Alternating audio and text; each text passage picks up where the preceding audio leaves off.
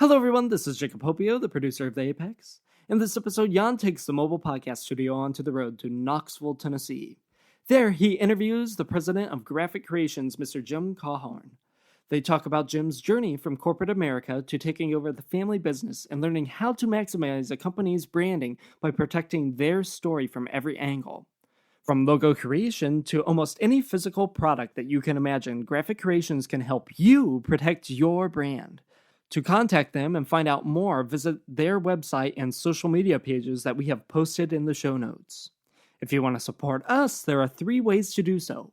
One is to donate to our cause at www.patreon.com/The Apex Podcast.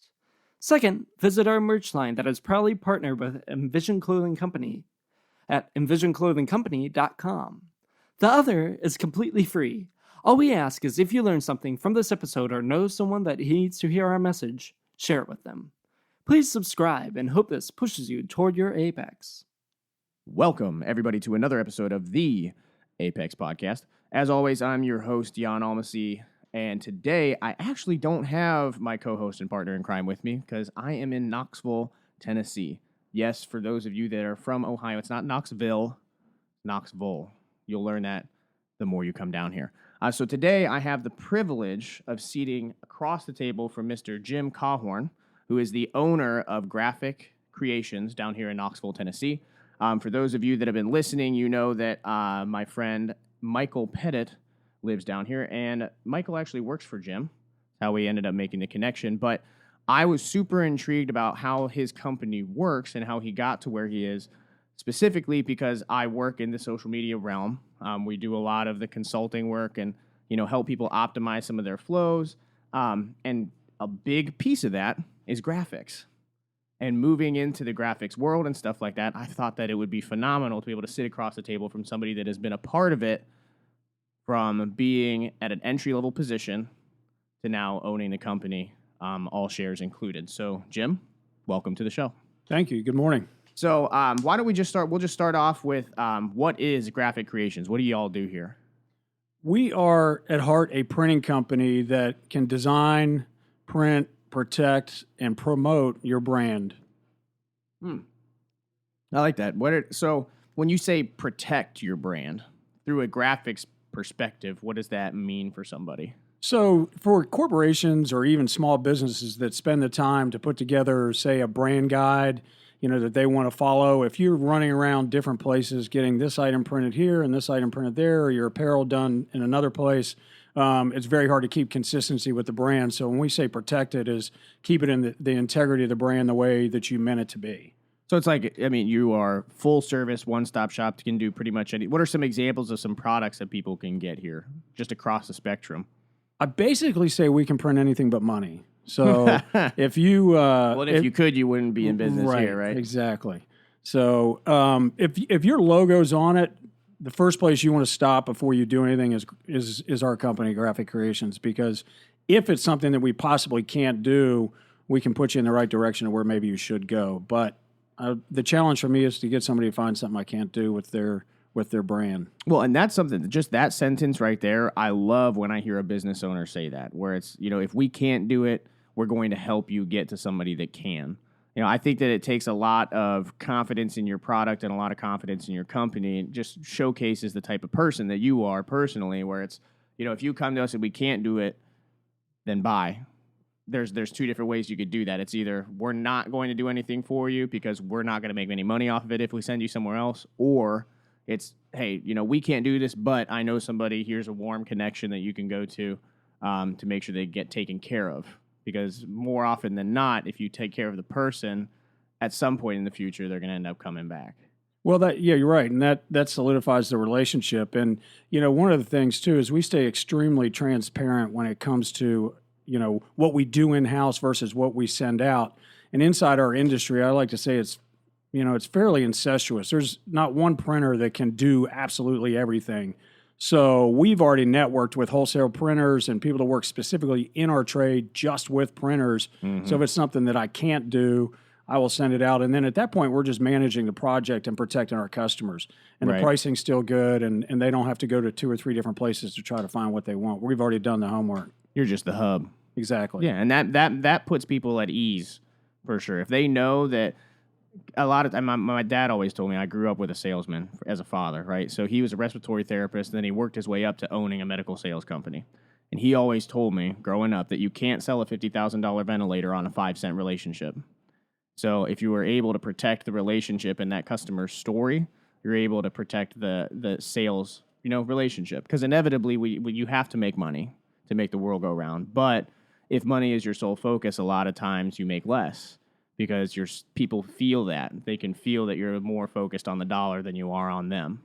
And if you end up making that person feel like they're protected, like Graphic Creations is a home for them, it completely changes the vibe or how difficult it is to sell stuff to somebody. That's well said. I mean, it's very true. We're very customer centric, and I know a lot of people say that, but we try to make it feel like home when they come in. It's inviting. People can walk around. No office doors are closed. So we try to keep an open atmosphere here. That's awesome. So why don't we'll back up now. Now we know what you do. We'll go back to where we started. So where did you grow up? I grew up right outside of Washington, D.C., graduated high school in Alexandria, Virginia. I'll go ahead and date myself, 1986. And I moved around all around D.C., but ultimately ended up in Alexandria and graduated high school there. Gotcha. So you actually, for our movie fanatics, which high school did you graduate from? Well, I graduated from T.C. Williams High School. So the movie was Remember the Titans. Most people have seen it. It's an old movie. Ironically, my track coach, or one of the track coaches, was Coach Yost, which was the assistant coach in the movie. He was still at the high school when I was there. Awesome. We didn't know he was so famous then, but...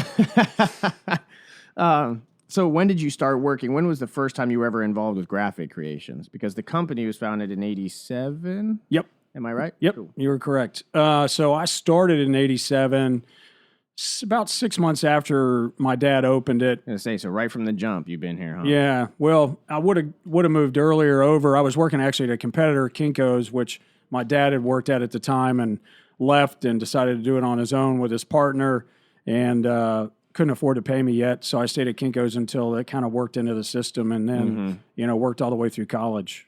Gee, so what was your first job here?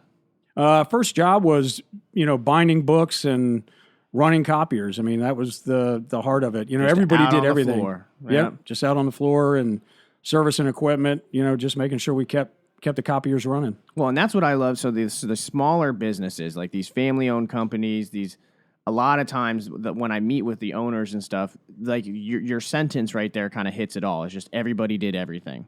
Because when you were starting out, right before that, you said that he couldn't afford to pay you right off the bat, so you kind of had to wait a little bit for the systems to be in place to do that.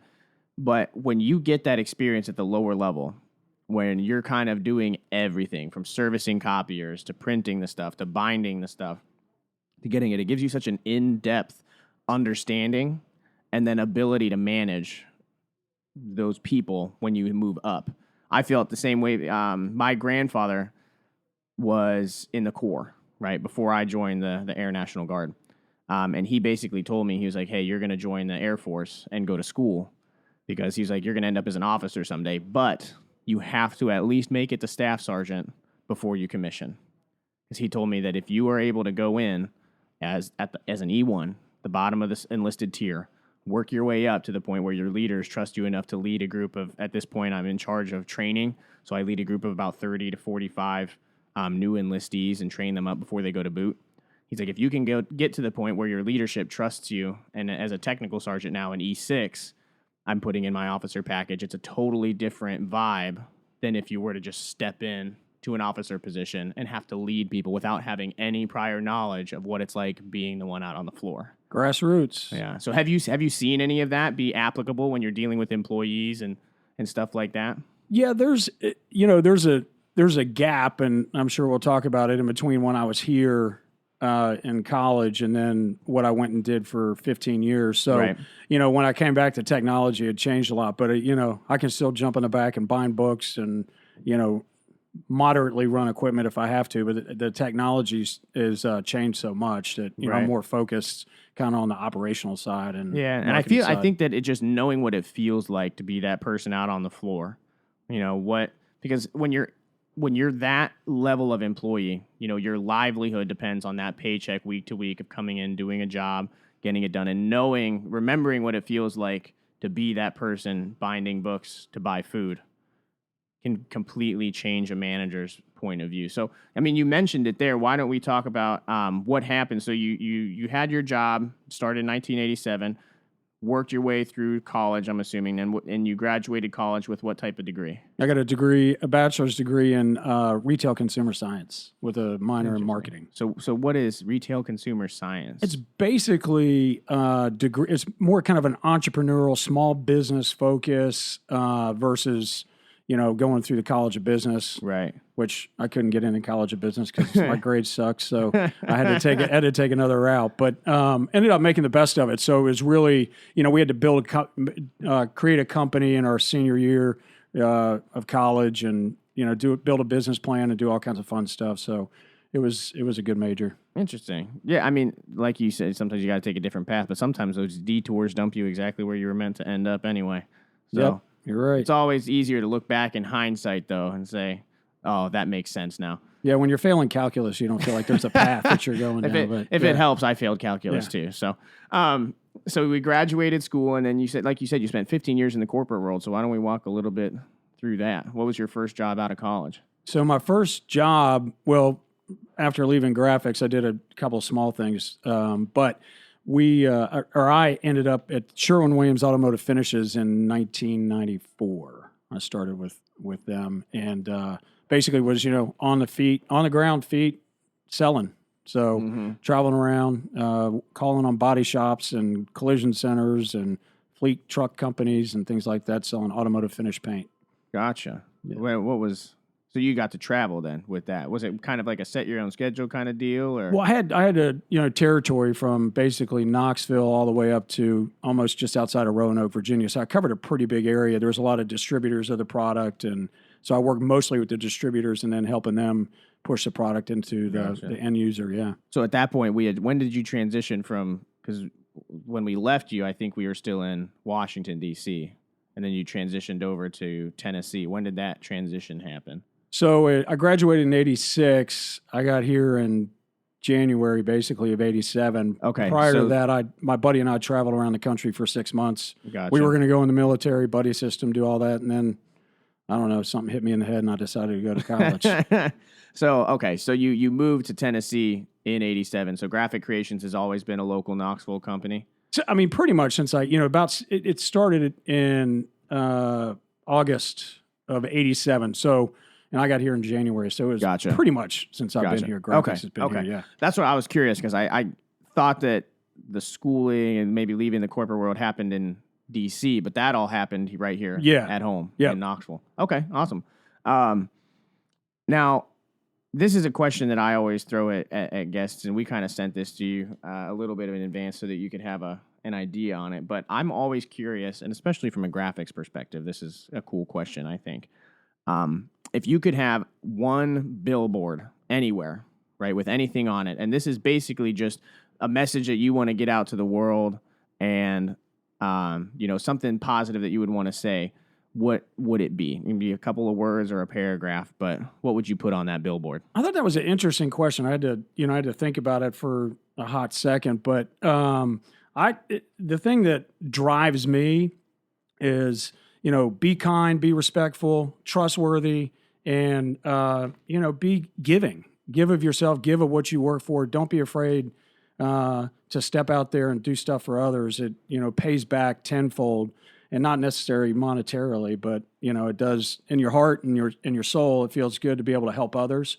So I would just say do that, and it's a lot better than the opposite. Right. Right. And I think so what you just said right there, that it doesn't pay back necessarily monetarily. There's so many people that I know that are focused on, I do a favor, you do a favor. I scratch your back, you scratch my back. The message that I consistently get in my social media is like, hey, let's collaborate. I'll do this for you if you do this for me. Which is good. There's a place for that. Yep. Right. You need to be able to do that. There needs to be synergistic growth, just in the small business world in general. But doing things with the understanding that it may not pay back monetarily. When I do personal coaching, with people. People ask me all the time, like, hey, you're 24 years old. Who are you to be doing personal coaching with people?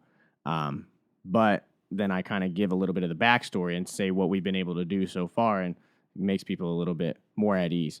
But basically what I say is you're building your personal brand on a daily basis. Whether you're a manager, you're an entry-level employee, you're a CEO, or a partial owner, a board member, your personal brand goes through a tryout every time you leave your house. So what do you want your footprint to be?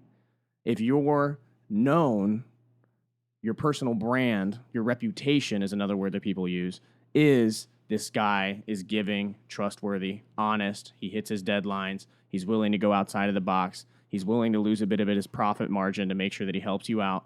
That kind of stuff dissipates throughout communities. So and I talk about my grandpa all the time, right? But he always said that your last name can either bring light into a room or suck all the light out of it. Very true. So what does that last name mean, right? And that's where I think it pays back outside of that monetary value.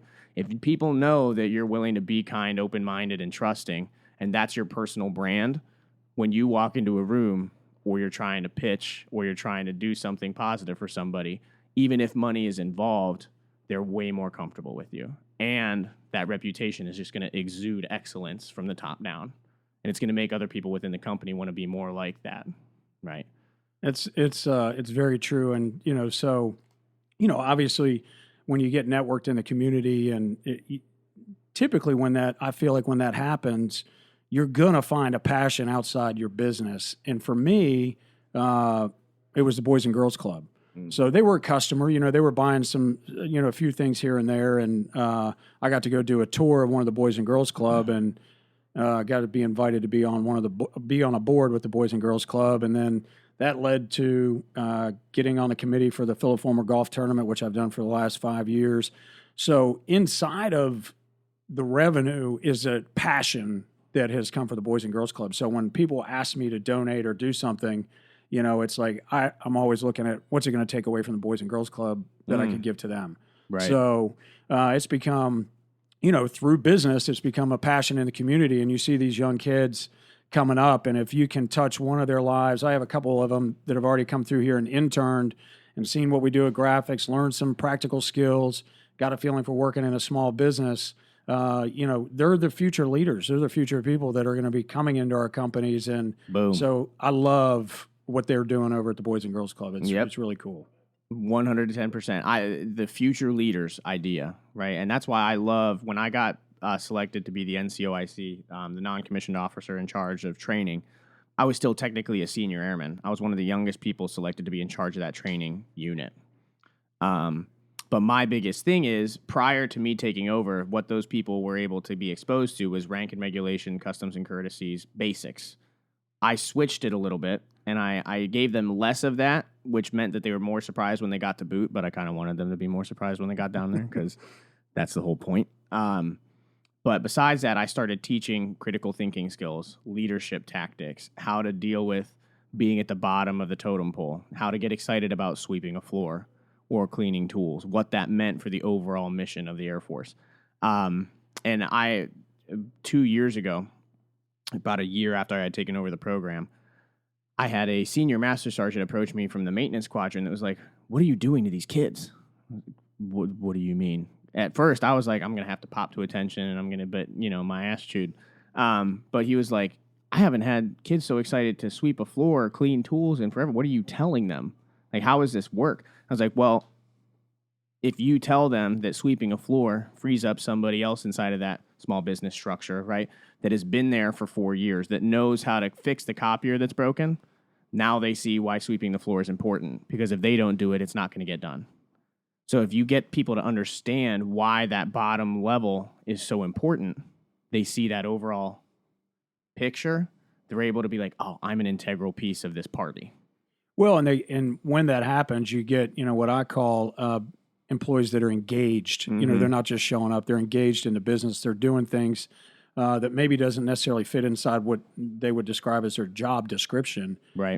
For example, I've had one employee, when we box and ship a lot of stuff, and he was fairly new, and he he made an announcement at the meeting that he felt like, the last thing we're doing is boxing up these great looking products and we're boxing them really crappy. Why don't we buy this tape machine that they use at Amazon to make the boxes look really pretty? And so I invested the $1,200 and our boxes look better. It was just an employee with his blinders off going, hey, you guys aren't seeing this the same way I am. So, right. Big difference. And things like those employees are actively in the weeds doing it on a daily basis. Yep. And that's a cool, observation. It's like we have this beautiful product we're putting inside of a shitty box. Yeah. Like, why don't we? Right. So, the packaging is key, and, our name's printed on the box, and it was just the way we were putting the tape on. It just, it looked kind of ranky. So it was a nice suggestion. And, of course, then when you're talking about people, my big thing is our delivery people. It's not only what's in the box, but it's how it's delivered. If it's not shipped GPS and we're delivering locally, the last thing our customers see is that delivery driver. Yep. So how that's done with a smile and, with an engaging conversation, not just drop the box, put your head in your lap, get the signature and leave, right, makes a big difference. Yeah. When you're getting phone calls about your delivery driver and how great they are, it's a really good feeling. Well, that explains why Mike was so good at that position. He outside of just personal association, I've watched him start conversations and be engaged in conversations with complete strangers for no reason. Yep. So if you have that ability to walk into a room and just start conversation, the beautiful thing is, and I tell people, if you're bad at that, start with gas station clerks, start with Starbucks baristas, start with whoever you can get a hold of that's kind of, I say, trapped. Like they're forced to talk to you because they're checking you out or, right, something. And practice, like just ask them, how's your day going? I see you got a ring on. How's the marriage? Kind of digging a little bit deeper beyond that superficial. Hey, how's your day going? Good. Silence. And so then they leave. It was to your point. It was kind of tough to promote Mike into the CSR role because I was losing a great point person for our company. Right. So, we got to start looking, and, lo and behold, something falls in my lap that was phenomenal, and somebody I've known for 30 years that was looking for something different to do. And I've had more phone calls about our new delivery driver. I needed to see that guy today. He made me smile. Good. So good. It's good. Yeah. Those little touches make everything. All right. So we'll move on to another one here. If you had to choose a book that has most influenced your business decisions in the last decade, what would they be? Two books stand out from really from a business perspective, and I don't read a ton. I try to read more than I did the previous year, but it doesn't always work. But Good to Great was one of my favorite books. We actually, when I was at Sherwin-Williams, it's a book we read as we were going through some cultural shift, and I think pretty much any Jim Caughorn book is just phenomenal. That dude is. So he's insightful. Awesome. Yeah, especially when it comes to small business. And then Story Brand was the latest one that I've read that actually working on implementing some of the the concepts inside his book. It's basic, it's keep it simple. It was a good refresher, and kind of most books when you read them and you like them, it's usually they're stating the obvious, but it's still aha moments come out of it, and so those are two of my favorite. Yeah, so we'll make sure that for those that are listening, we'll make sure that those are in the show description so that you guys can find links to those.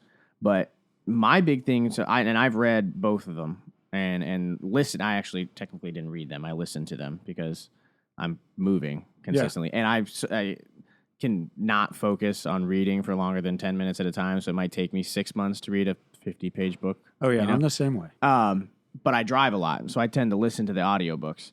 And my big thing with listening to Good to Great was just, and we kind of already talked about it, is the little processes that make people feel engaged or what make companies last beyond the CEO.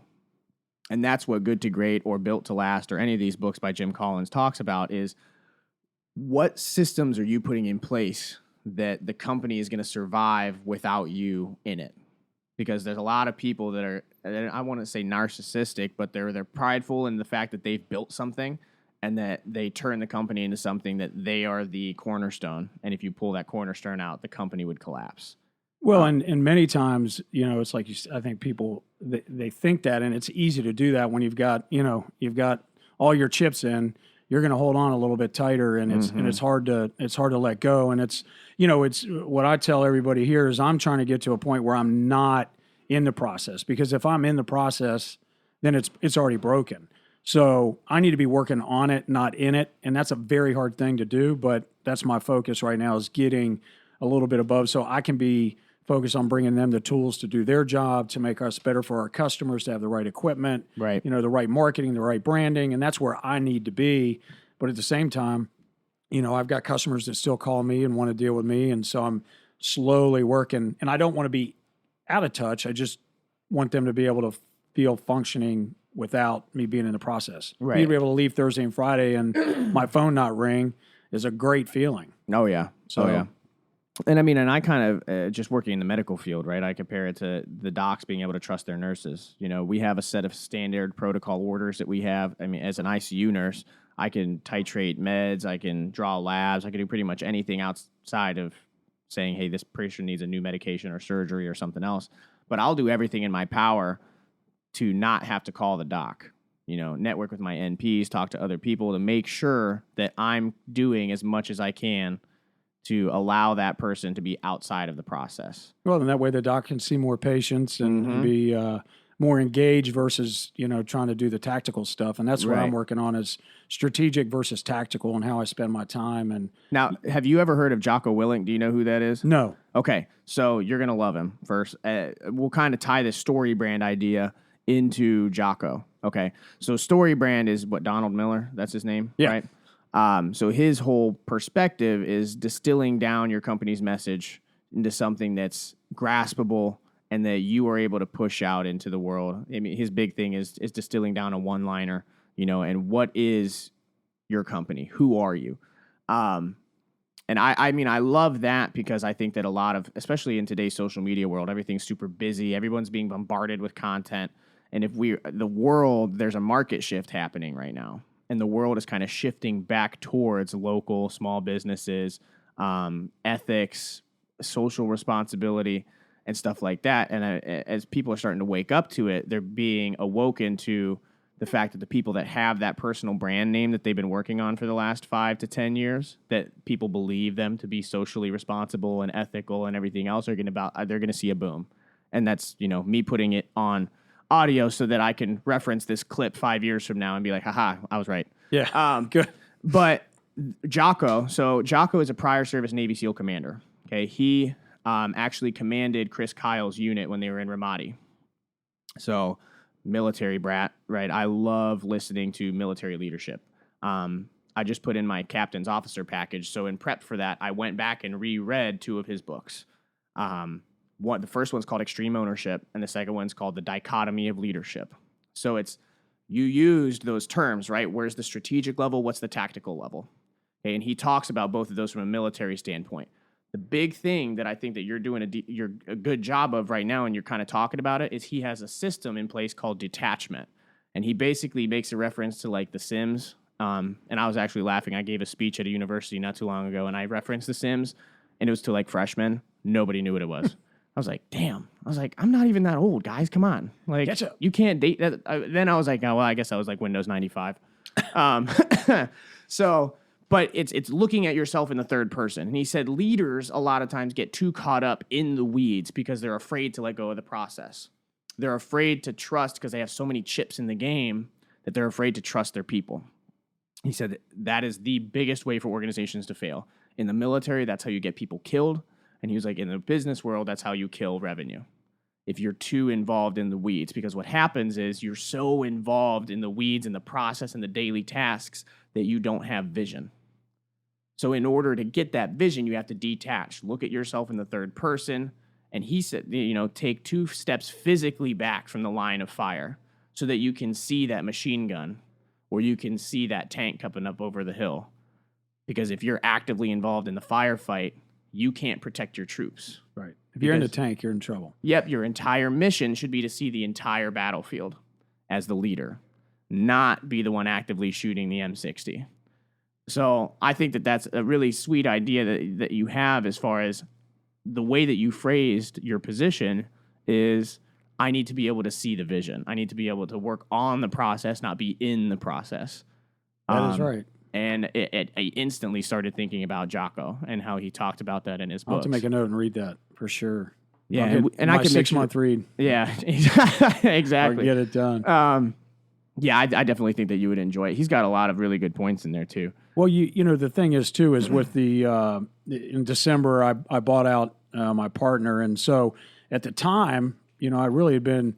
She was kind of operational, and I was more on the sales marketing side. So I didn't get myself too bogged down. Well, it's forced me a little bit more into the business, which is, you know, as I say, I want to be more strategic than tactical. But right now, being tactical has been beneficial because I've got the blinders off on what needed to be updated, done, fixed, changed, in order to continue to grow. And now I got to be able to kind of step back and get to a more strategic level. And one of the things we're working on in terms of setting up, you know, kind of structure is I don't want to have to run around the building to figure out what happened. I really want to have, you know, one throat to choke. So I have one person that I can go to and say, okay, what happened? Give me the details versus, you know, hitting all different points until I get the answer. So that's going to be a big help and big change for us. Yeah. I mean, and that's that basic chain of command structure is super important. I mean, and right now, Apex Communications is only a team of 4, but we still have a choke point before me, just because I'm more focused. I'm trying to focus on the vision, on the networking, on the traveling a little bit, and getting to know people. So if anything goes wrong or there's a decision that needs to be made, we have 3 rules, right? And the first rule is, does it positively impact our listeners or our customers? If it doesn't, go back and reevaluate your decision. Don't even ask anybody. Second, if it does benefit the customers or our listeners, consult at least one other member of the team. And then the third one is a monetary thing. Is like, does it cost over $5,000? If so, it automatically needs to come up to me. But other than that, we're so focused on helping the end user that my choke point can handle 90% of everything. And it really helped free me up, because when I was involved in the post-editing and the pre-editing and, you know, microphone purchasing, where are we buying equipment? Who are we interviewing next? Where's that location going to be? At this point, most of the time I just show up, sit behind a microphone, and I can record. And then the other side of it is focusing on what we're doing with the consulting side. So it's cool how, like, when you're in the tactical stuff, you get to learn a lot about the inner workings of the tactical side, so that when you're at the strategic level and stuff starts to go wrong, you know those tactical processes that are probably disconnected. Yeah, you can't fix what you don't know is broken. So, you know, it's you have to get in a little bit, you know, and mull around a little bit, ask questions, you know, look for ideas, and then be able to step back is key. And, you know, I think if most people will stop and just think and ask themselves basic questions, just like you just laid out, first of all, it's empowering and it's trusting. It's showing that you trust the people that work with you and around you, and, you know, and then they can more times than not make the right decision. If they've got the customer is the most important point. If it benefits them, like you said, it makes a decision a lot easier. Yeah. So I mean, with these books and some of these lessons and everything like that, what is one of the best investments you've ever made? And it doesn't have to be money. It can be time. It can be energy. But there's always investment, regardless of whether it's monetary or time. It requires a portion of your attention that you're divvying away, and every single second time goes by, you can't get those seconds back. So pretty much every action, this is an investment here, sitting this in the interview. So if you had to pick some of your favorite, what would they be? Well, it was interesting when you posed that, and so I looked at it from, you know, all 3 of those points that you gave, and, you know, from a money perspective or investment perspective, absolutely December 14th of 2018, buying my partner out of the business and the property was my best investment of money. Best investment of time, you know, I think any time that you can get with family, which becomes scarce sometimes when you own a business, or even if you don't own a business, if you're working and traveling, that gets very difficult at times to do. And then in terms of energy, putting my energy into my perspective and existing customers is what I think is probably the best. And I think that, I mean, that's where a lot of it should be. You know what I mean? When people talk about entrepreneurship, a lot of times they neglect the fact that it removes time investable in other areas. inevitably we all have 86,400 seconds in a day, right? So, I mean, it's a renewable resource because every day you get that bank As long as we wake renewed. up. As long as you wake up, right? And so that's the biggest thing. And I love Gary Vaynerchuk when he talks about this because he says that he doesn't get high on any type of exogenous substance. He gets high on gratitude because he's so grateful for the fact that he woke up today with another 86,400 seconds to be able to invest that time in doing things that he loves doing. And that's my biggest thing. I know people that, something bad happens, and inevitably everything does. I mean, stuff goes wrong. Murphy's Law is real. But my biggest thing, and it kind of hit me my senior year of nursing school, where I actually almost got kicked out of the nursing program because I was working 2 full-time jobs.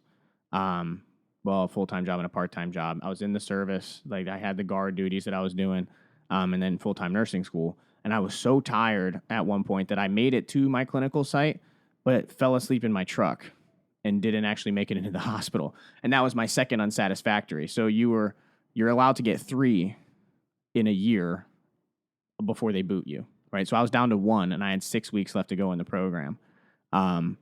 But it was just the people around and taking the time saying, okay, you know what? This other part-time job, I don't need it. This isn't helping my future. It's giving me play money, But you don't have time But to I play. don't have time to play. I'm done with this. So I'm cutting that out of my 86,400 seconds.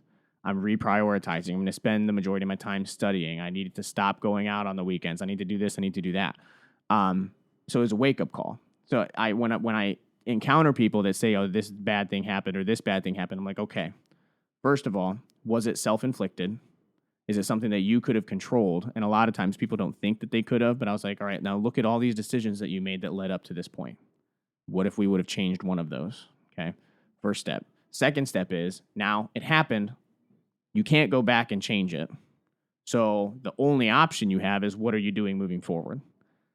You're going to have the option to have a new 86,400 tomorrow, as long as you wake up, right? What are you going to do with it? You can either wallow, or you can start following the path in front of you, right? Because deep down in people's guts, 90% of the time, they know where they should be going. But our brain tries to disconnect it. And a lot of people get so out of touch with following their gut instinct that they don't trust it anymore. Well, and if you don't analyze what's happened, right, you can't create situational awareness. So when you come into a similar situation, how are you going to handle it or change it or do it differently? Right, so that it doesn't happen again. Yeah. And that's what people, it's like, oh, I don't even want to think about that. That was so horrible. I was like, okay, well, if you don't think about it, how are you going to prevent it from happening a second time? You have to be able to, I tell people to sit in the abyss for a certain period of time. Just sit in the dark. Bad shit happens. Instead of being one of those people that's like, everything's going to be great. Just bounce back. The sun's going to come up. Blah, blah, blah, like all happy-go-lucky BS. Like, no. Like, crap goes sideways. Sit in the darkness for a little bit. You got to waller a little. Yeah, just like you sit in the darkness, eventually find a candle, light it, but sometimes sitting there without any vision and just understanding like this sucks, know and remember what that felt like, because that's what's going to be your motivator to not let it happen a second time. Well, it's, and you're right. You get, when we do something wrong here, we mess up a job or whatever, sitting down and talking about it and, kind of root cause analysis is important, because we want to not have that same mistake again. But I also tell my employees that, the reason the rearview mirror in your car is so small is because what behind you is not near as important as what's in front of you. Right. So we've analyzed it. We have a solution, and let's move forward. Well, and that's the Swiss cheese effect is a big thing too. You have all these holes in different processes, and it may be caught 90% of the time, but if all those holes line up and it flips through, if you don't do root cause analysis, you're never going to figure out how those holes lined up to the point where, somebody missed this here, this person missed this check here, this person missed this check here. Next thing you know, a patient's given a wrong med. Right. So how do we prevent that from happening? But those things are, to your point, are those are building moments. So when the holes do line up, it's happening for a reason, so that you can get a broader perspective of your business and what's broken, right? And hopefully quickly fix it. Yeah, it can either be disciplinary or teachable. So I mean, sometimes it's a mixture of both. Inevitably, it has to be. But if you make the discipline strict discipline and not teachable, then people are just going to mess up and expect punishment. But if you actually teach something out of it, you may prevent it from happening again. And then people understand, okay, this is why I was being disciplined for this action. Here's where we are moving forward. Reline up the hole so that they don't fall through and move on. Yeah, So, we have a few. I mean, I have one thing that is if we mess up a job, doesn't really make me angry or frustrated. It only makes me angry or frustrated if it makes it all the way to the customer. right. We're going to mess it up. Let's catch it here and fix it. Make the phone call. But if our product goes out, and, we've got Tennessee spelled wrong on something or whatever that we've designed, which I have a great story about that. But anyway, yeah. So that as long as it doesn't make it to the customer, it's a definite, it's more of a coachable situation. If it gets to the customer, then we've got different problems. Right. So, and that's kind of will lead us into this last question here, and then I've got a couple of miscellaneous stories to ask you about. Just talking to SP yesterday, but we have this final one here. There's a lot of people. I think that entrepreneurship is popular right now. Right. There's a lot of people that are trying to step into the world because social media has basically given people the ability, we have $400,000 distribution devices in our pocket now. In the 80s, an iPhone, the capabilities that an iPhone has as far as personal branding and distribution were worth hundreds of thousands of dollars. And now everyone's walking around with them in their pockets. So people now are able to broadcast, hey, I'm driving this amazing car. I'm doing this sales funnel thing. You see it all the time on Facebook, right? So it's popular, but it's not easy. And a lot of those people that grow fast die fast. So if you were looking, just from what you've experienced as far as working at graphics in the 80s to going through corporate America and where you ended up now, if you had to give advice to a smart, driven, college student that's about to enter the world of entrepreneurship, what would it be? And what advice should they ignore from other people? We've kind of touched on it, really. I think, the 5 whys to me has always been an important tool. When something is wrong or something, even if something you think is right, is do that deep dive, get a solution. Don't be afraid to ask the questions. Keep asking why till you get to a really solid answer that makes sense and that you can use the information with. So don't be afraid to do that. You have to analyze. Everything can't just be gut instinct and plow ahead and go forward. You've got to do some of that strategic thinking and, question asking. In terms of things that I would say to people also is don't be afraid to trust people.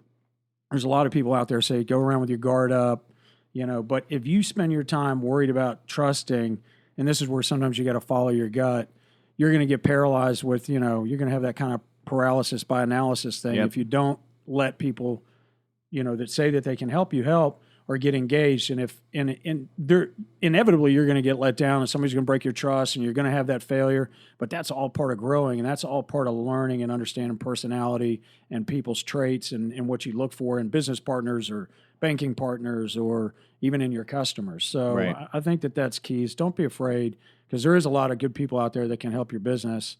For example, you talk about, sitting here, I'm don't really know you. I've talked to you, but I'm trusting that this hour is going to be worth my time. Right. Based off what you shared with me. So if I didn't trust, I just say, no, I don't have time to do it. So, and by the way, it's been worth my time. So Beautiful. I appreciate that. I think also if you just use those principles, and stay true to yourself. Stay true to what you believe the product is. People are going to tell you, oh, you can't do that. That's not going to work. I've tried that. I've seen somebody do that. Those people are usually the people that are afraid to take a chance on something. So they're telling you and sharing their fears, not necessarily something you need to be fearful of. If somebody says, don't jump out of an airplane, because, it's way too high. Well, they're afraid of heights. If you're not afraid of heights, go jump. Right. Yeah. So, yeah. I when you sent that back in the email, that hit home for me, especially, and my team. And I kind of read through these questions and answers with my team and stuff because going into podcasting, communications consulting, there's not a whole lot of people that are doing internal corporate podcasting, right? There's no Fortune 500 companies that are doing internal podcasting like that, or at least not providing it. There's a lot of Fortune 500 companies that do internal podcasting for their employees, but that will get out. I'm not going to run through my sales pitch on the mic. But the amount of times that I've talked to people ask me what I do, right? When I say I'm an ICU nurse that works 3P to 3A, 3 days a week, taking care of intensely ill people, they're like, oh, that's awesome. Like, good for you. You went to school. Congratulations. And then I'm like, and then I also own a communications network with my partners. This is what we do here. And they're like, oh, that's a cool hobby. Hobby? Yeah. Well, I guess, but that's the perception of it You right didn't say now. I was playing golf. You said Right, you own yeah. a communications company. Exactly. Yeah. And that's what people, especially, and that tends to be more the baby boomer mentality, which I've done. I do speeches. One of the speeches that I do is called The Art of Followership, because I think that leadership, if you tell the entire entry-level demographic, and I experienced this when I went through school, made it all the way through, and until I got to boot and was basically told I was, a piece of gravel, and then slowly built back up into a human being, that you have to learn to follow before you can learn to lead. And I said, you were telling sophomores, juniors, seniors in high school, freshmen, sophomore, juniors, seniors in college that they're leader. They enter the job field, they're forced to be a follower, they don't know how to do it. Because their entire life they've been told you need to be a leader. And if you tell everybody that they need to be a chief, they don't even know how to be an Indian when they first enter the job field. And it's creating that's what I see as the biggest disconnect between baby boomer, Gen X managers, millennial, iGen, Gen Z, entry-level employees. This is that disconnect. Everybody's being told to lead. They have access to instant gratification with technology and Google and everything else. And then the upper level stuff is either blind to the fact that they have experience with technology, can bring that into the workforce, or how to say, hey, this is why we need you to learn to follow first. That's probably the most popular address that I give when I do consulting for companies and they have me come in and talk to their teams, is just, why is it a blessing to be in the weeds and be a follower? And what does that mean as far as being able to have the honor of supporting your upper level management? Because they're the ones, if you're not supporting them correctly, they can't step back because they have to be involved. They're not going to be able to have that vision, and the company's not going to be as successful. So you making sure Tennessee's not misspelled is going to make sure that they have the ability to do their job. And it has been awesome watching these people's eyes go boom, like, oh shit, well, that makes a lot of sense.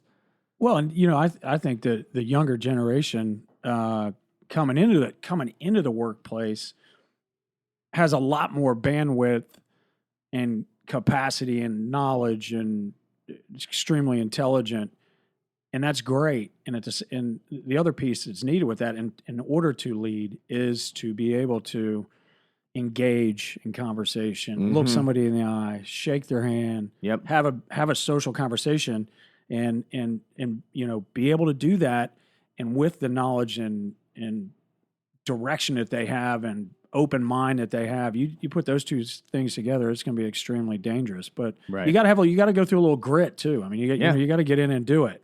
And I think when that happens, to your point, you're going to feel accomplished, doing some of that versus just stepping up on the at the podium and telling everybody what to do or how it's going to be is not going to grow you as a person. Yeah, it's a blessing being able to go through the struggle. Struggle is a blessing, especially when you first enter the workforce. I learned more when I first started in the military. I was essentially filing things, stapling papers, you know what I mean, and doing audits on records and stuff. But what I learned is how to operate every single one of those systems, how to troubleshoot all of those systems, what records are where, what forms contain what data, where are all of these contained. And then, I was being told to go grab coffee for people or all this other kind of stuff. I was able to get coffee for the commander and have a conversation with him, and network. So over the last 6 years, that's grown into now I am where I am, because if you're purposeful when you're at the bottom of the totem pole, it'll have massive dividends 4 or 5 years down the line. But people get so caught up in the fact that they're at the bottom of the totem pole that they don't see that long-term investment. Yeah, they don't see the purpose. You Yeah. know, and everything has its purpose. I don't want to, a lot of people say everything happens for a reason, and I do believe that. But when you're in the reason, when that reason's happening to you, it's very hard to see. Oh, yeah. And so if people could do that, if we Yep. could all do that, we'd benefit a lot more. So usually the lesson comes after the fact when you go, if I shoulda, coulda, woulda kind of thing. Right. And what I say to people is that if you can decrease the amount of time that everybody says hindsight is 20/20, right? The amount of time that you can decrease the hindsight is going to increase your efficacy. Yeah, your how efficient you are. Because if that 20/20 hindsight takes 10 years, probably not going to be Yeah, your as aha efficient. moment took a little too long. You need to be able to, flip the switch 24 hours, 48 hours a week. If it's something major, you can go through the 5 stages of grief and then look back. And you're not being emotionless. You're just being purposeful about analyzing why you're feeling the way you're feeling. But all right, we'll kind of move on. There's a couple of things that I want to bring up as far as just some cool stories, and then we'll let you do a little bit of a plug here at the end. I noticed out on the counter there, you have this graphics design pamphlet, right? And on the back it says Top 100 Printing Companies 2018. What goes into earning that gold medal for being a printing company? So that is driven through our industry association. They'll send out a survey every year, and honestly is revenue driven, number of employees, and what your revenue is. So, in full disclosure, it doesn't mean that every printer in the U.S. filled out the survey. So, but of the ones that filled it out, we were in the top 100. So, and I suspect that this year we'll actually jump. I think we were 83rd last year. If all holds true, we should jump up. Well, good. That's awesome. I'm thinking top 50, but we'll see. And then last night I was sitting because I stayed with the Pettits while we were down here. I'm sorry. Yeah. Hey, Steve made us lasagna, made us breakfast in the morning. Yeah, Steve doesn't look like he's missed a meal. So, oh boy. So we were just sitting there talking. He pulls out this pamphlet for McVeigh. And on the back, I see, Graphic Creations had the honor and the privilege of collaborating with the McVeigh family in creating this logo. What was that experience like, being able to be that deeply involved with such a powerhouse in the 49ers legacy with John McVeigh? So there's been 2 distinct moments since I've been back here in 2009. The McVeigh piece, and I'll touch on that, is number 2 in terms of how awesome, of a project that was. Excuse me. Number 1 was when the Medal of Honor convention came to Knoxville. We got tapped on the shoulder to design all the retractable banners for all the Medal of Honor recipients that were coming to the convention. So when they would stand up behind them, and it would show when they earned, what they did to earn the Medal of Honor. That's awesome. To receive it. So they put the whole thing on us to design the whole look and feel. And Sherry, who sits up front and's been with me 7-8 years, I tasked her to do it, and she was nervous as all get out. And to this day, matter of fact, ironically, Friday, we got an email from the convention director. It's going to be in Tampa this year. Needs 4 more of the Medal of Honor recipient banners, which is awesome in itself, because for so long they were not putting that Medal of Honor recipient. They were not awarding it to as many people as actually deserved it. So there was when we did, there was 53 living recipients of the Medal of Honor, and I think, if I'm not mistaken, we're getting close to 80, which is phenomenal when you think of how long we've been at war and how many lives and everything that's happened. So that was number 1. Number 2 was the McVeigh piece. And basically we got tapped on the shoulder to put together John McVeigh's testimonial to get him inducted into the National Football Hall of Fame, which this year's the 100th anniversary of the NFL. So that was pretty cool to see emails coming in from Jerry Rice and Ronnie Lott and Joe Montana and all these nice things that they got to say about John McVeigh. So Sherry, I tapped her on the shoulder to do that, and once again, she was nervous and crazy, afraid she couldn't do it, and they brought us a piece in that they wanted us to emulate. And when we got done, the comment was, that piece we showed you looked like a coloring book compared to what we have. So it was cool. It was really, really cool. That's awesome. Yeah, and I wanted to kind of touch on the McVeigh piece too, and like you said, it's cool to get emails from these big names, right? And we started off like 3.5 years ago, right? This all started off as a blog. Yeah, there's 12 kids that committed suicide in 9 months in my county, in Ohio. They were all high school age kids. Unreal. And me and my buddy, it actually started out as something called JJD Thoughts, right? So it was Jan, Jacob, and Dominic Thoughts. It was just us writing about what our thoughts were on this cloud of darkness that had permeated our county. But the blog on Facebook kind of started picking up some steam because we were basically just doing outreach. And then it kind of evolved. I met my co-founder. I was actually in Rome. I sang a cappella in college, and we were in Rome going on tour. And I met my co-founder, who I had known for a while, but we became really close while we were there. And he said, "Hey, these are all great." He's like, "Why don't we? Like, I have some audio equipment because I was in a band." He's like, "Why don't we just?" So we had like 2 different microphones, different stands. Just kind of was the first interview we ever did was in the living room of a gentleman that was shot and paralyzed at Kent State University. Oh, wow. During that whole ordeal. But he went on to do marathons, and he was a teacher for 20 years and everything else. And I remember sitting in that guy's living room. I was like, I want to do this for a living someday. Whatever we have to do to try to figure out to be able to sit and talk to interesting people and let them give their stories, their testimonials of sorts. And that's how the Apex was born. I ended up getting an award my senior year of college that allowed me to give the commencement address, which was titled "The Apex of My Life is My Death."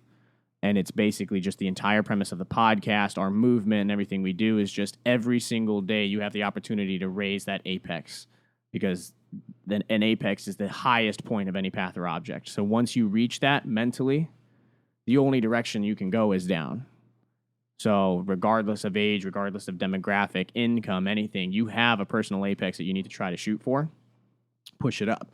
And at this point, 3 years down the road, I'm in Knoxville, Tennessee, seated across from the CEO of a graphics company, doing an interview. Back home in Canton, we're networking with the mayor and, ESPN announcers from the area, Hall of Fame people. And it is absolutely insane thinking about where everything started to where we are now in the course of that 3 years, but how much of a blessing it is to be able to have, like I say, the privilege of doing it. And that project that you did with McVeigh, being able to talk to those people and get those testimonials in and having the privilege of being able to put that package together just makes me exponentially thankful that I decided somehow that, God blessed me with the ability to have this entrepreneurial mindset and be a victim of fate, time, and circumstance, be in the right place at the right time to be able to do that kind of stuff for people.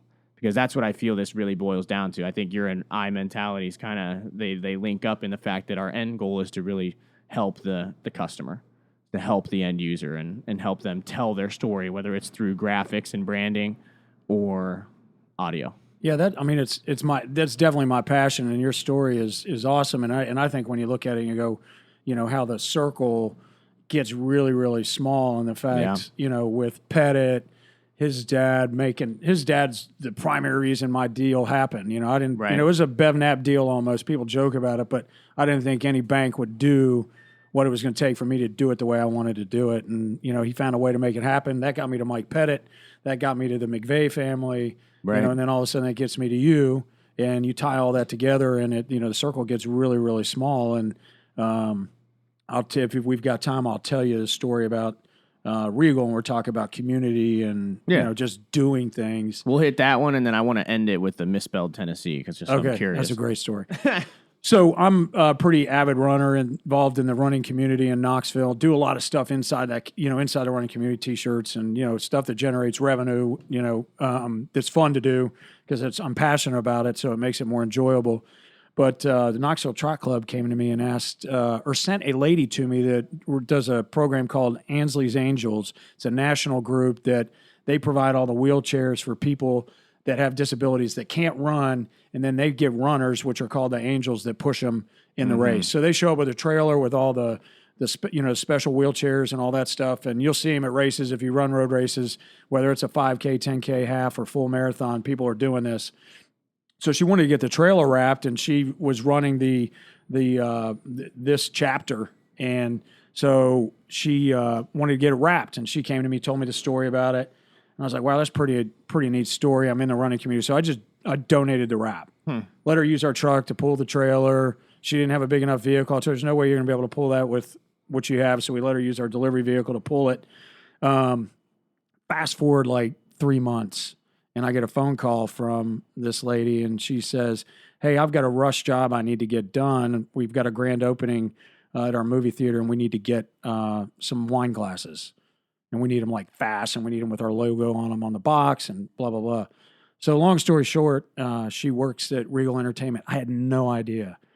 And that has turned into, we're now, they're probably their largest supplier of their print products. We're shipping to 560 movie theaters every week. Jesus. Either posters, or we did 1 million brochures for their unlimited campaign that they just launched, unlimited movies for $18 a month. So it was really cool. I was just in New York City, and I went into the Regal Entertainment. I took a bunch of pictures of all our stuff that was actually up in the theater and sent it back to the employees. It was really cool. That's awesome. Yeah. Yeah. Huh. Well, and that's what I tell people. Like and it goes back to you saying being open and trusting and everything else, and just genuinely caring about people. That'll get you way farther in life than anything else, because it would have been really easy for you to say, hey, yeah, you could rent the truck for a certain, right, whatever, blah, blah, blah, blah, blah. But that caring about people, man. Yeah, and I really had no idea. I mean, she had an email for her Ansley's Angels. I mean, she wasn't sending me email from Regal. Right. So when she called, I was like, they spent $6,000 with us the first year, and they're at 350 this year or something like that. It's crazy. Wow. Yeah. Well, and that just, I mean, you get the parable of the Good Samaritan or whatever else, as long as if you're the one to stop somebody on the side of the road and help them out, pays dividends. Yep. For sure. So we'll kind of wrap this up, and we'll end with this misspelled Tennessee story. All right. So the good news is we didn't do the design work. So we had a massively rushed job for the university. I don't know if you remember the Kentucky game, but we beat Kentucky in Kentucky, and then we were playing Kentucky at home basketball. Mm-hmm. I better clarify that, because we know it wasn't football. So. Hey, just saying, they won when I came down. That's right. So you are going to have to stay. Yeah.